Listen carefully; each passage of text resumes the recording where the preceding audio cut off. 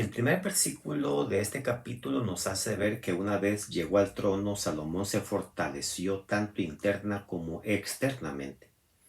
La frase mientras acababa de edificar su casa, la casa del Señor y la muralla alrededor de Jerusalén se refiere a una preparación de fortaleza interna. Son tres proyectos muy grandes que le tomó bastante tiempo, pero que no descansó hasta que los finalizó. Mientras tanto, también se fortaleció externamente por medio de alianzas políticas. La frase se emparentó con Faraón, rey de Egipto, pues tomó a la hija de Faraón, es algo que los reyes hacían para el crecimiento macroeconómico de la nación. El texto bíblico no sanciona acá a Salomón por haberse casado con la hija de Faraón. En verdad, David también se casó con Maaca, hija de Talmai, un rey pagano de Jesús. Dios no sancionó a David por eso, ni tampoco le afectó espiritualmente a él, y no tendría que hacerlo con Salomón tampoco. Mientras estas damas adoptaron la religión israelita, no habría problema, y mientras Salomón no adquiriese más esposas extranjeras, tampoco hubiese habido dificultades. Lamentablemente, eso no fue así. Con el tiempo, notaremos que esto fue exactamente el motivo de su caída, como lo veremos, si no estoy mal, en el capítulo 11, donde adquirió muchas, pero muchas más esposas y concubinas conforme se iba agrandando sus compromisos como rey. Pero Salomón empezó muy bien. El capítulo nos muestra que Salomón amaba al Señor, andaba en los estatutos de su padre David. El capítulo nos muestra que su interés era la prosperidad espiritual más que la material de su reino. Dice el texto que superó a su padre en las ofrendas que daba a menudo a Dios. Sabemos que David amaba a Dios. Eso lo vimos muy bien. David hacía cualquier cosa por Dios, pero vemos a un Salomón que inició muy bien y superó a su padre en cuanto al cariño, al amor y a la dependencia de Dios. Dice que acá daba 1000 holocaustos diarios que los sacrificaba en ese altar en Gabaón. Y cuando damos más, recibimos más. Salomón adquirió más sabiduría y más riquezas que su padre. Cuando Salomón un día estaba ofreciendo esos holocaustos, Dios se le apareció en sueños una noche y le dijo: pide lo que quieras que yo te dé. Notemos que no se le apareció de día cuando él estaba absorto en sus trabajos.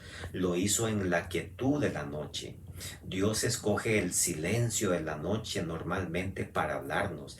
Él premia esos momentos que tomamos nosotros para estar a solas con Él. Jamás dejará que nos vayamos sin la bendición mientras pasemos un tiempo apropiado a solas con Él. Salomón tenía la mayor y más grande oportunidad para aprovecharse de Dios, porque Dios le dijo: pide lo que quieras. Tenía los almacenes celestiales abiertos a su disposición para pedir lo que quisiera. ¿Qué hubieras pedido tú? Salomón dice acá el texto que pidió sabiduría, discernimiento para poder ejercer su trabajo de acuerdo a su voluntad, es decir, a la voluntad de Dios, y creía que lo demás vendría como añadidura. Como escribió después, Salomón creía en ese tiempo que el hombre es bienaventurado cuando haya la sabiduría y obtiene la inteligencia, según lo escribió en Proverbios 3:13. Sus caminos son caminos deleitosos, dijo él, y todas sus veredas paz. La sabiduría es como un árbol de vida a los que de ella echan mano, dice el verso 18 del capítulo 3. El verso 10 de este capítulo nos dice que cuando Salomón pidió sabiduría, a Dios le agradó que pidiese eso. Si a Dios le agradó esto, significa que no siempre se agrada cuando nosotros le pedimos algo a Dios. Y Santiago está de acuerdo con este concepto cuando nos dice: pedís y no recibís porque pedís mal, para gastar en vuestros propios deleites. En este caso, Salomón no pidió para sus deleites. Y Dios escucha todas nuestras oraciones, pero existen algunas, por lo que estamos notando, que aunque Él las escucha, las contesta diciéndonos que no, porque pedimos para agradarnos a nosotros mismos y no según su voluntad. Pero en este caso vemos que Salomón pidió algo que a Dios le agradó. La sabiduría adquirida entonces por este rey quedó evidenciada, relatándonos en este capítulo como ejemplo de la gran capacidad que él tenía. Se nos muestra una escena de juicio en la que prácticamente era imposible dar con un veredicto justo. ¿Cómo saber cuál era la verdadera madre del bebé cuando en esa época no existían medios científicos de probar por ADN y las dos dormían en la misma cama y las dos tenían un niño que habían nacido en similares épocas y estaba la situación difícil para el hijo, para en este caso, para Salomón. Salomón obtuvo la respuesta a su pregunta cuando pidió partir al niño a la mitad, porque allí fue cuando salió a luz el verdadero amor maternal. La verdadera madre prefirió perder a su hijo en vida a perderlo, a que él perdiese la vida. Prefirió que se fuera entero con la otra, pero vivo, y no quedarse ella con parte del bebé, pero muerto. De nada le serviría. Y ahí fue donde Salomón se percató quién era la verdadera madre.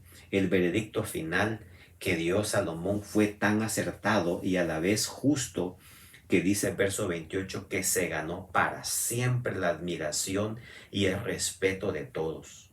Todo Israel oyó del juicio que el rey había pronunciado, y luego termina: temieron al rey porque veían que la sabiduría de Dios estaba en él para administrar justicia. Y entonces Salomón tuvo un reinado pues de mucha bendición, de mucha paz, porque sus súbditos creían en él, le servían a él y estaban felices de tener un rey a tono con Dios. Pues veremos más adelante que no todo ese periodo fue así. Sin embargo, mientras esto así lo fue, pues el pueblo era muy feliz teniendo un rey como Salomón. Te invitamos para que continuemos estudiando el día de mañana un capítulo más.